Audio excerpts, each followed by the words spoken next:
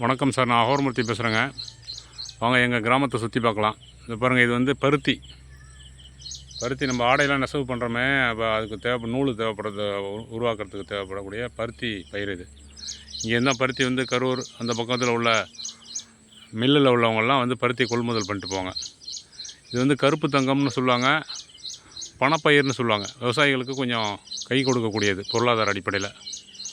பருத்தி நான் பயிரிடல இந்த வருஷம், இந்த ஆண்டு இன்னொருத்தர் பண்ணியிருக்காரு.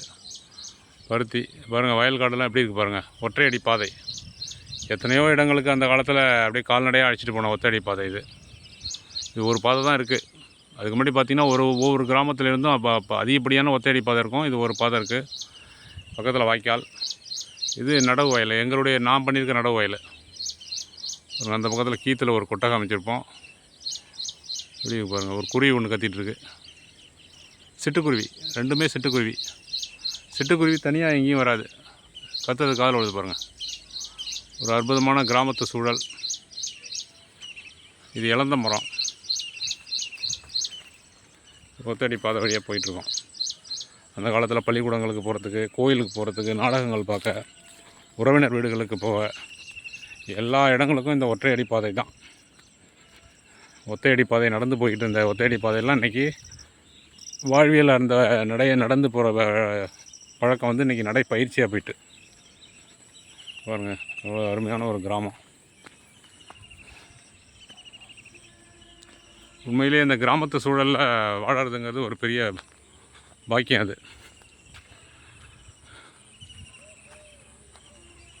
சொந்த ஊர் எங்கள் கிராமமாக இருந்தாலும் 15 ஆண்டுகள் நான் சென்னை சிட்டியில் இருந்தேன். அப்போ அந்த கிராமத்தெல்லாம் ஒரு ஏக்கத்தோடு தான் பார்த்துட்டு இருந்தோம். மறுபடியும் வந்து கிராமத்திலே தங்கியாச்சு. பாருங்கள் சார், ஒரு அருமையான லொக்கேஷன், அருமையான சூழல். இப்போ நாங்கள் எந்த மரத்தையுமே வெட்டுறதில்ல. மரம் வைக்கணும்னு சொல்கிறத விட மரங்களை வெட்டக்கூடாதுன்னு சொல்கிறதும் ஒரு வகையில் ஒரு நன்மை தான். அந்த அடிப்படையில் இதை பாருங்கள், அது நொணா மரம். எந்த மரத்தையும் நான் வெட்டக்கூடாதுன்னு சொல்லிட்டேன். என்னுடைய வயலில் இருக்கக்கூடிய மரங்களை எதையுமே வெட்டக்கூடாது. மரம் வைக்கிறது அப்புறம் இருக்கட்டும், வளர்கிற மரத்தை வெட்டக்கூடாது. பாருங்கள், சின்ன சின்ன கண்ணெல்லாம் வெட்டக்கூடாதுன்னு சொல்லிட்டோம். ஒரு அற்புதமான இயற்கை சூழல். நன்றி, வணக்கம்.